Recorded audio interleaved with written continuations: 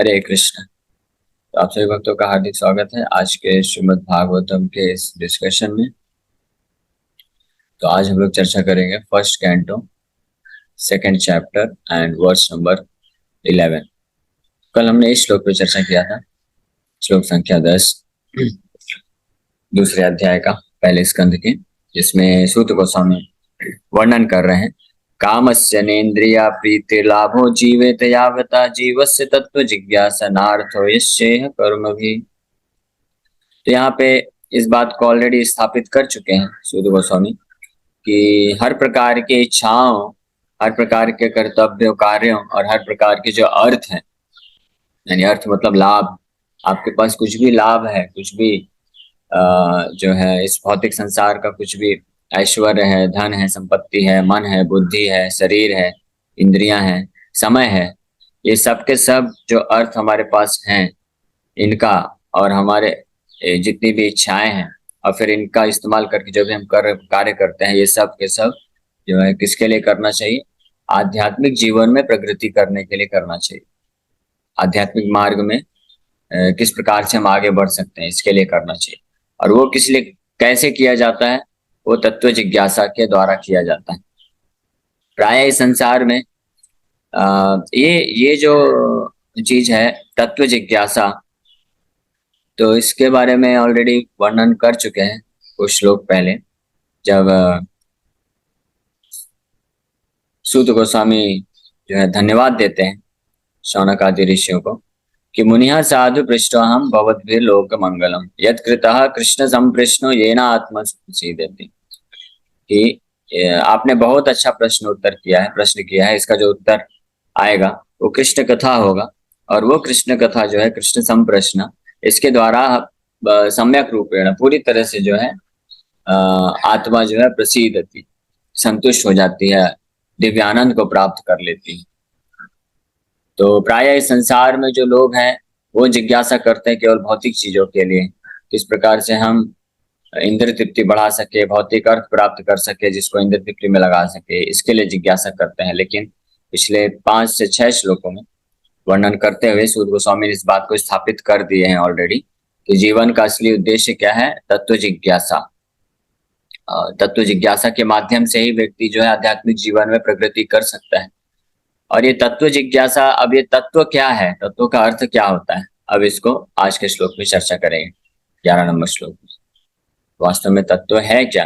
ये जो तत्व की बात की जा रही है ये बिल्कुल भी भौतिक संसार से, भौतिक जगत से संबंधित नहीं है। तत्व का मतलब होता है जो हमारा रियल आइडेंटिटी है। तत्व का मतलब होता है जो वास्तव वस्तु है, वास्तविकता में अस्तित्व में रहता है, हमेशा रहता है, सनातन है, उसको तत्व बोलते हैं। ये तत्व जो यहाँ पे आया है, ये तत्व जो हम विज्ञान में तत्व पढ़ते हैं वो अलग चीज है, वो भौतिक तत्व कहलाते हैं। तो आज जो विज्ञान में लोग पढ़ते हैं उसको भौतिक तत्व बोलते हैं, बट वास्तव में तत्व का असली जो डेफिनेशन है, असली जो मतलब है वो है ब्रह्मन से मतलब है। ब्रह्म यानी जो कि सनातन होता है, जो कभी नष्ट नहीं होता है, जो वास्तव वस्तु है, उसको तत्व बोलते हैं।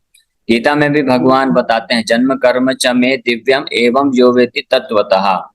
तत्व से जो जानता है मेरे जन्म कर्म को, मेरे बारे में, वो त्यक्त्वा देहम पुनर्जन्म न एति माम एति सब न माम एति कौन्तेय, कि इस देह को छोड़ने के पश्चात उसको वापस से इस भौतिक संसार में जन्म नहीं लेना पड़ता है, जो मेरे जन्म कर्म को तत्व से जानता है। तो तत्व से जानने का मतलब क्या है? आध्यात्मिक रूप से जानता है कि मेरे जन्म कर्म च मे दिव्यम, ये दिव्य है, आध्यात्मिक है, उसको बोलते हैं तत्व। उसका उल्टा क्या है कि भौतिक रूप से जानना, इस तीन गुणों से प्रभावित है। तो जो व्यक्ति भगवान के लीलाओं को और भगवान के बारे में जो ज्ञान है उसको केवल ऐसे स्रोत से प्राप्त करते हैं जहां से उनको तत्वतः नहीं पता चलता है, जहां से वो केवल भगवान के बारे में जो है भौतिक रूप में ही जान पाते हैं, तो उनको कोई खास लाभ नहीं प्राप्त होता है। ऐसे कृष्ण कथा को या भगवत कथा को सुनने में, देखने में कोई खास लाभ नहीं मिलता है। और प्रायः इस कैटेगरी में वो सारे लोग आते हैं जो कि टीवी सीरियल्स के माध्यम से, सोशल मीडिया के माध्यम से, या इस प्रकार के जो तथाकथित कथाकार होते हैं जो भागवत कथा या भगवान की कथा का इस्तेमाल प्रयोग करके कुछ भौतिक लाभ प्राप्त करना चाहते हैं, तो प्रायः इन लोगों से जो श्रवण करते हैं, इन स्रोतों से जो श्रवण करते हैं या देखते हैं भगवान के बारे में, भगवान के कार्यकलापों के बारे में, तो निश्चित रूप में वो भगवान के जो है जन्म कर्म को तत्वतः नहीं जान पाते हैं। वो केवल भौतिक रूप से जान पाते हैं और उनकी परिकल्पना रहती है, वो सिर्फ यही सोचते हैं कि भगवान भी हमारे जैसे ही, मनुष्य के जैसे ही कार्य कर रहे हैं। भगवान भी ठीक है, भगवान थोड़ा ज्यादा शक्तिशाली है, भगवान के पास कुछ जो है जादुई शक्तियां हैं, ऐसा वो सोचते हैं, कोई असाधारण मनुष्य मान लेते हैं, ठीक है। लेकिन वास्तव में वो तत्वतः नहीं जान पाते, वो भी भगवान को फिर भी एक मनुष्य के रूप में ही समझते हैं, है ना। कल हम लोग गीता वितरण कर रहे थे, तो एक व्यक्ति मिला, बात करने से ऐसा प्रतीत हो रहा था यूपी का ही था, और ये भी प्रतीत हो रहा था कि वो ब्राह्मण परिवार से था, क्योंकि ज्ञान तो दे रहा था, बहुत प्रयास कर रहा था ज्ञान देने का, लेकिन सुनने का प्रयास नहीं कर रहा था। तो उसने ये प्रश्न पूछा कि जो कृष्ण है, भगवान कृष्ण, मैं तो थोड़ा अच्छे सोफिस्टिकेटेड तरीके से बताऊंगा, हम लोग भक्त हैं, तो मैं, उसने जिस प्रकार से प्रश्न पूछा वो मैं नहीं बोल सकता हूँ, लेकिन उसने ये जिज्ञासा रखी कि भगवान कृष्ण जो है विवाह तो किए रुक्मणी माता जी के साथ, लेकिन श्रीमती राधा रानी के साथ क्यों रहते हैं, ऐसा प्रश्न किए। तो देखिए, और उसने गलत तरीके से प्रश्न किया, तो वो वर्णन करना उचित नहीं है, लेकिन मैं समझ गया। देखिए, वो एक ब्राह्मण फैमिली से लगता है, और ऐसा प्रतीत होता है कि वो सब कृष्ण की लीलाओं को जानता भी है, तभी तो प्रश्न पूछ रहा है। लेकिन उस व्यक्ति को इतना सेंस नहीं है, क्योंकि वो सब भौतिक रूप से ही देखा है। भगवान कृष्ण को एक मनुष्य, साधारण मनुष्य मान रहा है, और रुक्मिणी माता जी को एक साधारण स्त्री से कंपेयर कर रहा है। तो इसलिए उसको ये जानकारी, ये तत्वतः न पता होने के कारण, सारा कृष्ण लीला जानने के बावजूद भी उसके जीवन में कोई हृदय में परिवर्तन नहीं हुआ, वो वहीं का वहीं रह गया। और बल्कि इस प्रकार से जब कोई लोग भगवान के बारे में भौतिक रूप में सुनते हैं या देखते हैं, किसी शुद्ध भक्त या किसी प्रामाणिक आचार्य के आश्रम में आकर नहीं श्रवण करते हैं, तो तत्वतः न जान पाने के कारण बल्कि उनका ज्यादा नुकसान हो जाता है। वो अपराध कर बैठते हैं, भगवान के ऊपर फिर उंगली उठाते हैं, क्वेश्चन, प्रश्न पूछने लग जाते हैं, और इस प्रकार से अपराध करने लग जाते हैं, है ना। तो इसीलिए ये बहुत महत्वपूर्ण है। भगवान कृष्ण इसीलिए गीता में बोले, जन्म कर्म च मे दिव्यम एवं यो वेति तत्वतः। केवल जानने मात्र से कुछ नहीं होगा कि कृष्ण ने क्या क्या लीला किया, कृष्ण ने किन किन असुरों का वध किया, ये जानने मात्र से कुछ नहीं होने वाला है, बल्कि इसका नुकसान ही होने वाला है। इसके बारे में सनातन गोस्वामी साफ साफ बोलते हैं, अवैष्णव मुखोत्कीर्णम भूतम हरिकथामृतम श्रवणम नैव कर्तव्यम सर्पोच्चिष्ट यथापया। अवैष्णव मुखोद्गीर्णम, मुखोद्गीर्णम मतलब मुख से निकलने वाले, पूतम हरिकथामृतम, पूतम हरिकथा अमृत के समान है, और पूतम मतलब ये पवित्र करती है, सबको पवित्र करने की शक्ति रखती है। केवल इसका श्रवण और कीर्तन करने मात्र से व्यक्ति जो है पवित्र हो जाएगा, और ये अमृत के समान उसका रसास्वादन कर सकता है। लेकिन इस प्रकार की जो कथा, हरि कथा है, वो अगर अवैष्णव यानी भक्त नहीं है, कोई भौतिकवादी व्यक्ति है जो कि हरि कथा का इस्तेमाल करके पैसे कमाना चाहता है, या तो टीवी सीरियल बना के, मूवीज बना के, या फिर कथा करके, ऑर्गेनाइज करके पैसे, धन संपत्ति कमाना चाहता है, या अन्य प्रकार के भोग वांछाएं रखता है हृदय में, और वो भक्त नहीं है, तो उसके द्वारा जो कथा श्रवण हुआ वो किस प्रकार से, सर्पोचिष्ट यथापया, जिस प्रकार से दूध को, गाय का दूध होता है, बहुत पौष्टिक होता है, पवित्र होता है, और आध्यात्मिक जीवन में आगे बढ़ने के लिए हमारे जो मस्तिष्क है उसको नरिशमेंट देता है, पोषण देता है, गाय का दूध देता है, अमृत के समान इसलिए बताया गया है।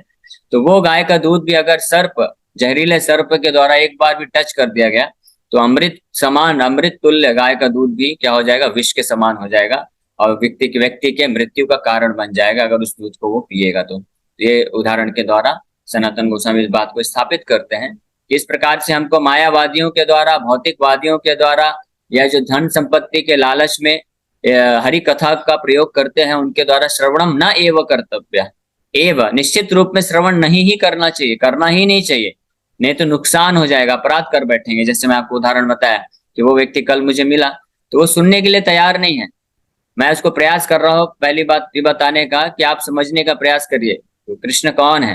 कृष्ण कोई साधारण मनुष्य नहीं है, ना ही कोई देवता है। कृष्ण परम भगवान है। इसका अर्थ क्या होता है पहले ये समझिए, फिर बाद में चर्चा करेंगे कि कृष्ण ने कितनी रानियों के साथ विवाह किया, गोपियों के साथ रासलीला किया, वो सब बात की बात है। पहले आप कृष्ण तत्व जानिए। इसलिए प्रभुपाद जी बोलते थे कि राधा कृष्ण समझने के पूर्व पहले अर्जुन कृष्ण समझिए। बिना अर्जुन कृष्ण समझे कोई व्यक्ति अगर डायरेक्टली राधा कृष्ण को समझने जाएगा तो निश्चित रूप में गारंटीड है कि वो अपराध कर बैठेगा और इसके कारण वो अपना नरक का द्वार खोल लेगा। इसलिए जो प्रामाणिक भक्त होते हैं वो कभी भी डायरेक्ट राधा कृष्ण के बारे में चर्चा नहीं करते हैं। वो पहले अर्जुन कृष्ण समझाएंगे आपको। अर्जुन कृष्ण मतलब भगवत गीता। कृष्ण ने अर्जुन को भगवत गीता सुनाया जिसमें भगवत तत्व है, कृष्ण तत्व के बारे में पूर्ण रूप से व्याख्या किया गया है। उसको समझे बिना व्यक्ति कोई भी जो है कृष्ण कथा को नहीं समझ सकता है, कृष्ण लीला को, राधा कृष्ण लीला को नहीं समझ सकता है। और यही कारण है कि इस भागवत कथा में भी श्रील सुखदेव गोस्वामी शुरू के 9 स्कंध में जो है केवल और केवल कृष्ण तत्व, भागवत भगवत तत्व की व्याख्या कर रहे हैं अलग अलग तरीके से, अलग अलग कथाओं के माध्यम से। फिर बाद में जाके 10वें स्कंध में कृष्ण लीला का वर्णन करते हैं। और जो भक्त प्रामाणिक रूप से जब प्रॉपरली गीता को श्रवण कर लेता है, भागवत के 9 स्कंधों को श्रवण कर लेता है, जान जाता है कि कृष्ण कौन है, फिर जब वो 10वें स्कंध में प्रवेश करता है तो उसके लिए एक दिव्य दिव्य रस की अनुभूति होती है। वो भगवान कृष्ण के प्रति अत्यंत प्रेम विकसित कर लेता है और इसके हृदय रोग काम हम अपहनोति। उसके हृदय में जो ये काम है, काम वासना है, अनर्थ है, सब के सब पूरी तरह से नष्ट हो जाते हैं। कृष्ण लीला, ये जो गोपियों के साथ भगवान का लीला है, राधा कृष्ण लीला है, इसमें इतनी शुद्धता है, इतनी शुद्धता है कि इसका कोई अगर प्रामाणिक तरीके से श्रवण करेगा तो उसके हृदय से समस्त काम वासनाएं नष्ट हो जाएंगी, वो परम विरक्त हो जाएगा, शुद्ध भक्त बन जाएगा। ये शक्ति है ना। वहीं साधारण ये जो मूर्ख लोग होते हैं राधा कृष्ण लीला को साधारण जो स्त्री पुरुष के लीला होते हैं, लीला नहीं बोलेंगे, कार्यकलाप होते हैं, उनसे जो तुलना करते हैं, ये लोग ये थोड़ा भी बुद्धि नहीं लगा पाते कि जो साधारण इस संसार के, जब हम किसी कोई मूवी देखता है, कोई story love love love affair के बारे में, लव स्टोरी के बारे में पढ़ता है, सुनता है, तो उसकी काम वासनाएं बढ़ जाती है।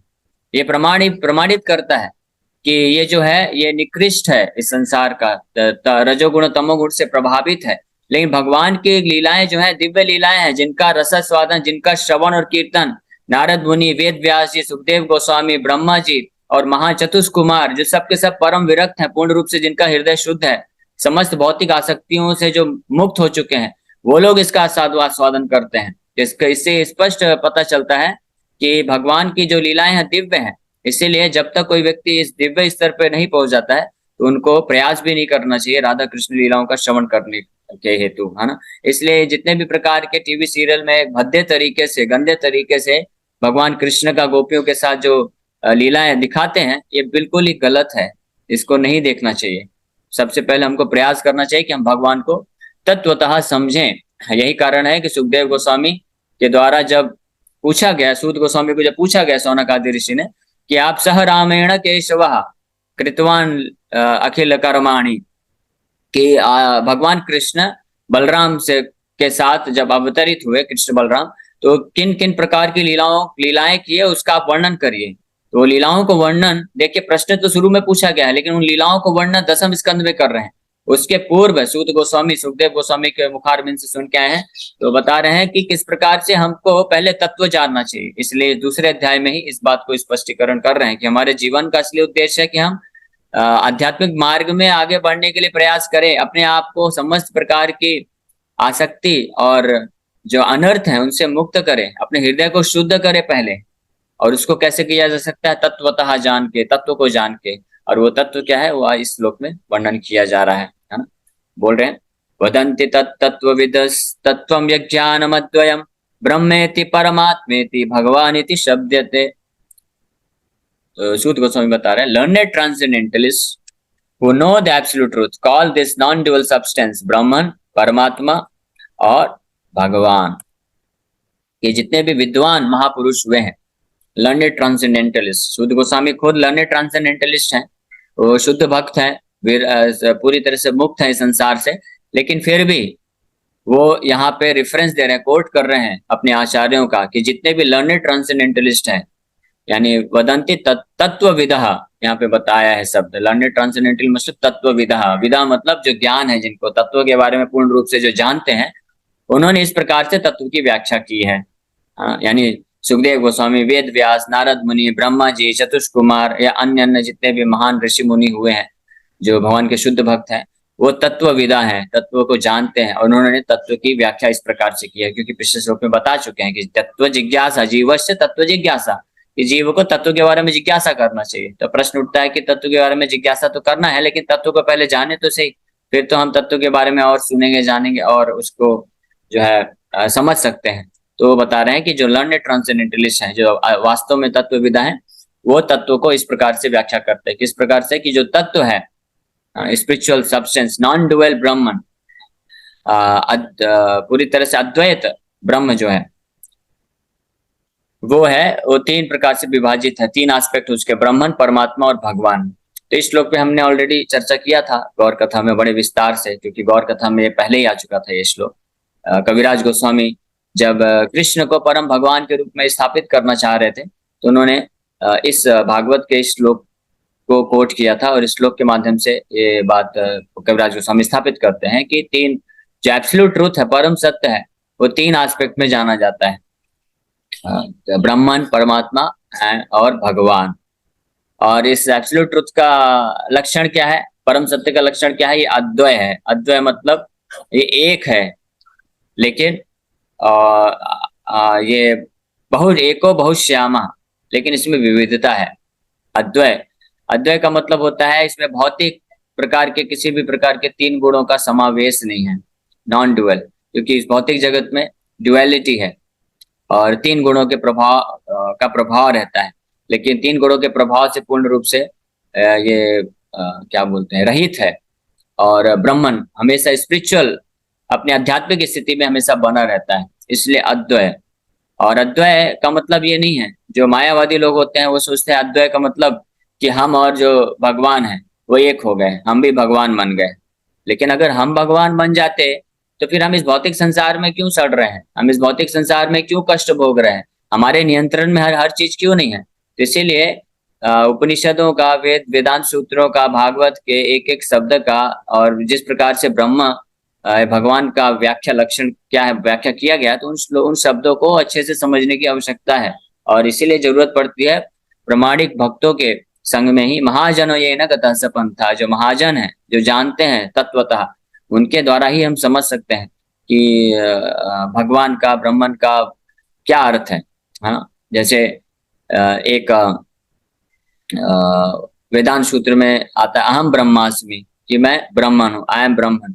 आज ही प्रभुपाद जी के लेक्चर में बता रहे थे कि अहम ब्रह्मास्मि doesn't mean that you become परमात्मा, यू बिकम पर ब्रह्म, है ना। इट इज अहम ब्रह्मास्मि, कि हम सब जितने भी जीव हैं वो ब्रह्म हैं, लेकिन अहम परम ब्रह्मास्मि नहीं बोल सकते। ये नहीं बोला गया कि पर ब्रह्मास्मि या परम ब्रह्मास्मि। तो इस प्रकार से कोई कंफ्यूजन है नहीं, लेकिन फिर भी जो लोग अच्छे से नहीं जानते हैं तो इस प्रकार से सोचते हैं। तो अद्वैय का मतलब अद्वैत, इसी तरह से अद्वैत फिलॉसफी है, लेकिन अद्वैत फिलॉसफी सत्य है, लेकिन उसका व्याख्या मायावादी लोग गलत तरीके से करते हैं, है ना। ब्रह्मन अद्वैत है, इसमें कोई डाउट नहीं है, इसमें कोई संशय नहीं। लेकिन अद्वैत का मतलब क्या है? अद्वैत का मतलब ये नहीं है कि जो जीव ब्रह्म है वो परम ब्रह्म के बराबर हो गया। अद्वैत का मतलब है कि जो जीव ब्रह्म है, यानी हम लोग हैं, और पर ब्रह्म है, उनमें क्वालिटेटिवली, गुणवत्ता के रूप में समानता है, एक ही है, इसलिए अद्वैत है। अद्वैत का मतलब होता है कि जो भगवान, परम भगवान है और उनके भक्त हैं, उनके विचारों में, इच्छाओं में मैचिंग होता है, एक ही रहता है, द्वैत नहीं है, द्वंद्व नहीं है। हाँ, यानी जो भगवान का इच्छा है वही भक्त का इच्छा है। भक्त जो है हमेशा भगवान की सेवा में लगे रहना चाहता है। तो आप ये मत में एकता होने के कारण भी अद्वैत बोला जाता है ना। और अद्वैत का मतलब ये हमेशा स्पिरिचुअल रहता है, इसमें कोई किसी प्रकार का भौतिक जो तीन गुणों का प्रभाव नहीं। तो ये असली अर्थ होता है। अगर कोई मूर्खतावश ये सोचेगा अद्वैत का मतलब कि दो नहीं है, हम सब एक ही हैं, और हम सब एक ही हैं मतलब कि मैं भी भगवान बन गया, परमात्मा बन गया, कि उसी प्रकार से गलत हो जाएगा। जैसे अगर कोई व्यक्ति बोलता है, कोई मान लीजिए कंपनी का मालिक है, तो उसका एक बेटा है जो कि पूरी तरह से आज्ञाकारी है उसका, तो कंपनी का उसका जो भी रिस्पॉन्सिबिलिटी है, उत्तराधिकार है, वो सब उसको सौंप दिया है और वो भी कंपनी में रहता है। तो कई बार अगर कोई मैनेजर आता है, बोलता है इस विषय में चर्चा करना है, तो वो बोल सकता है कि आप ये मेरे बेटे के पास जाओ, वो उसमें और मेरे में कोई अंतर नहीं है, उसका जो डिसीजन होगा वही मेरा डिसीजन है। तो क्योंकि वो बेटा जो है पूर्ण रूप से आज्ञाकारी है, इसलिए उन दोनों के विचार एक ही रहेंगे, उन दोनों में कोई मत में भेदता भिन्नता नहीं आएगी। इसलिए वो बोल देता है कई बार कि आप उनसे वो जो डिसीजन देगा वही फाइनल है, उसमें और मेरे में कोई अंतर नहीं। इसका मतलब ये नहीं होगा कि बेटा बाप बन गया। अगर कोई ये सुनेगा स्टेटमेंट कि पिताजी बोल रहे हैं ऐसा स्टेटमेंट कि मेरे में और बेटे में कोई अंतर नहीं है, इसका मतलब बेटा भी बाप हो गया, तो ये पूरी तरह से निरर्थक है, ये मूर्खता है। उसी प्रकार से शास्त्रों में, उपनिषदों में, वेदांत सूत्रों में जहाँ पे इस प्रकार की व्याख्या आती है अद्वैत या भगवान में हमने समानता है, तो उसको समझना चाहिए कि इसका मतलब ये नहीं कि हम भगवान बन गए। समानता है, मैं ऑलरेडी अद्वैत का मतलब क्या है मैंने ऑलरेडी व्याख्या किया इस प्रकार से।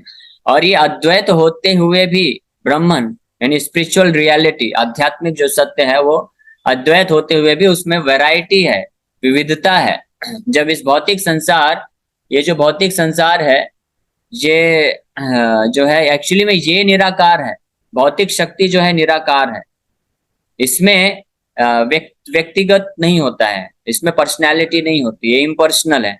लेकिन फिर भी जीवात्मा जब इस भौतिक संसार में आते हैं, अलग अलग देह धारण करते हैं, तो जीवात्मा क्योंकि व्यक्ति है, पर्सनैलिटी है, पर्सन है, इसी के प्रभाव से इसका इतना प्रभाव पड़ता है कि भौतिक संसार, भौतिक शक्ति यानी अर्थ, वाटर, फायर, एयर, ईथर, पृथ्वी, जलवायु, अग्नि, आकाश, जो कि निराकार है, जो कि इम्पर्सनल है, अनकॉन्शियस है, चेतना विहीन है।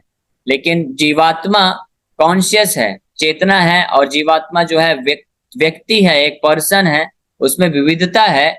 आध्यात्मिक जगत में विविधता होने के कारण जब ये जीवात्मा इस भौतिक संसार में आता है, इस प्रकार के जो भौतिक पदार्थों से मिलकर जो शरीर प्राप्त करता है, तो उस शरीर में भी पर्सनैलिटी आ जाती है, यानी वो इम्पर्सनल ना होके, निराकार ना होके आकार को प्राप्त कर लेता है। तो जिसके प्रभाव में आने से इस भौतिक संसार के तत्व इस प्रकार से बन जाते हैं कि वो भी व्यक्ति के रूप में आ जाते हैं।